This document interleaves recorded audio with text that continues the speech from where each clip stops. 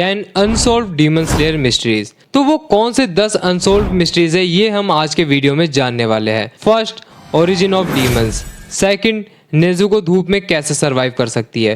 Third, demon slayer corps का founder कौन है। फोर्थ, इन्फिनिटी कैसल क्या है। Fifth, why Nezuko was turn into a demon. Sixth, origin of the blue spider lily.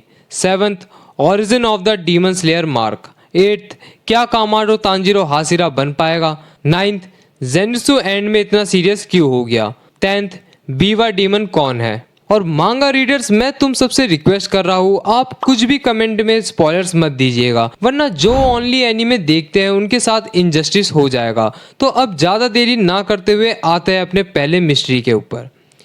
Origin of demons. Demons की creation एक dark unknown past में rooted है। Muzan first demon एक mysterious doctor के through transform करा गया था, जिसने ब्लू स्पाइडर लिली का यूज करके उसकी बीमारी का इलाज करना चाहा था। हालांकि मुजान को डीमन में बदलने के लिए रिक्वायर्ड नॉलेज पहले के एक्सपेरिमेंट या डिमोनिक ट्रांसफॉर्मेशन के बारे में एंशिएंट नॉलेज में कौन दर्शाता है। इससे ये सवाल उठता है कि क्या मुजान से पहले भी डीमंस थे, और तो और डिमोनिक एबिलिटीज और ब्लू स्पाइडर लिली के बारे में इन डॉक्टर्स के अंडरस्टैंडिंग से डीमन की क्रिएशन का एक हिडन हिस्ट्री भी पता चलता है। How does Nezuko survive sunlight. Nezuko दूसरे डीमन से अलग एक यूनिक एबिलिटी रखती है जो सनलाइट को सहन कर सकती है, जो प्लॉट का एक महत्वपूर्ण टर्निंग पॉइंट है। और ये हमें अपर मून से लड़ाई के वक्त पता चलता है, जबकि ज्यादातर डीमन सूरज की किरणों के नीचे जलकर राख हो जाते हैं। लेकिन नेजुको का जिंदा रहना उसकी ओरिजिन और पोटेंशियल के बारे में महत्वपूर्ण सवाल उठाता है। Founder of demon slayer corps. Demon slayer corps एक ग्रुप जिसका पहले काम डीमंस का सफाया करना है, और इसके बहुत से सीक्रेट्स है। ये कॉर्प्स सदियों से एक्टिव है, और तो और इसका प्राइमरी पर्पस मुजान किबुसुजी के अगेंस्ट कंटिन्यू लड़ते रहना है। इस संस्था की शुरुआत किसने की और उसने इतना पावरफुल ऑर्गेनाइजेशन क्यों डेवलप किया, और इस बात का भी खुलासा नहीं किया गया है कि इतने लंबे समय तक कॉर्प्स की सोर्स ऑफ फंडिंग क्या है। What is the infinity castle. Infinity castle एक टेलीपोर्टेशन बेस्ड स्ट्रक्चर है जो लगातार बदलती और बढ़ती रहती है, जिसे मुजान किबुसुजी और उसके अपर मून के रहने की जगह के रूप में माना जाता है। ये सिचुएशन इंडिकेट करता है कि कैसल का आर्किटेक्चर जटिल है, जिसमें घूमते हुए फर्श और दीवार शामिल है, जिसे मुजान के गाइडेंस के बिना किसी के लिए भी सॉल्व करना इम्पॉसिबल है। ये रहस्यमय कैसल न केवल एक जगह है, बल्कि मुजान के अहंकार का रिप्रेजेंटेशन भी करता है। कैसल के बारे में अभी भी बहुत कुछ जानना बाकी है। Why Nezuko was turned into a demon? Demon slayer arc के पहले एपिसोड में हमें पता चलता है कि तांजीरो के घर में एक डीमन अटैक हुआ है, और वो किबुसुजी मुजान ने करा है। तो अगर वो अटैक मुजान ने करा था तो उसने नेजुको को ही जिंदा क्यों छोड़ा डीमन बनने के लिए। वो उसको मार भी तो सकता था। इसको ठीक से एक्सप्लेन नहीं किया गया है। क्या ये महज एक किस्मत थी, या नेजुको के पास कुछ ऐसा था जो मुजान चाहता था। ये डीमन स्लेयर के सबसे दिलचस्प मिस्ट्री में से एक है। Origin of the blue spider lily.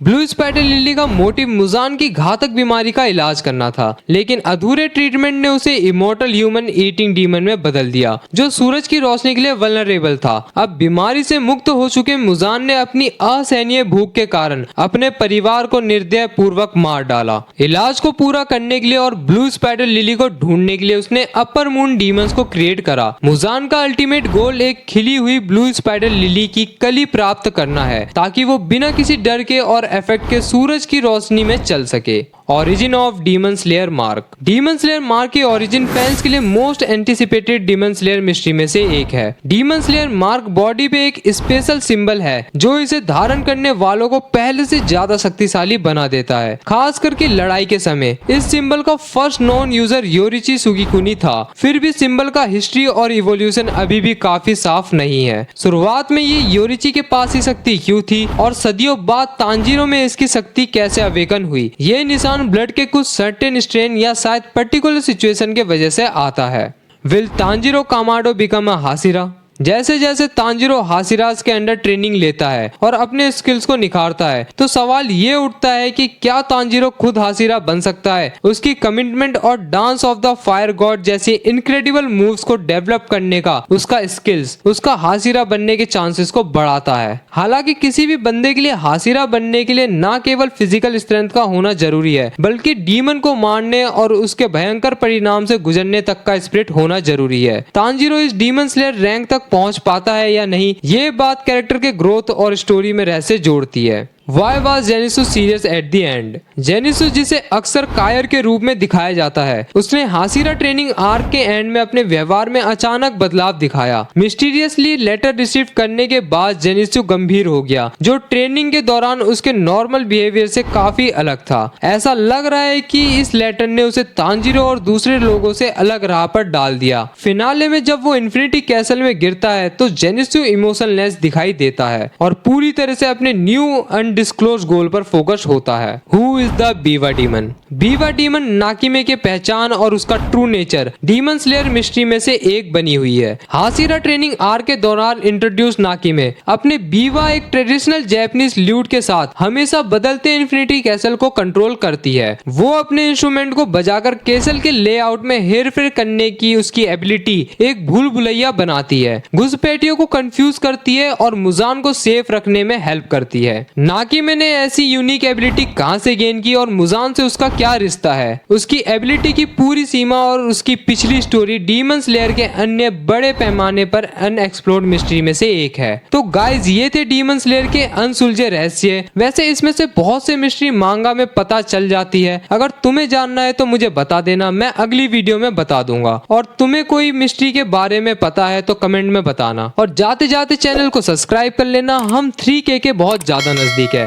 और कर रखा है तो तहे दिल से अरिगातो गोजाइमास। मिलते हैं अगली वीडियो में। सायोनारा ओताकुस।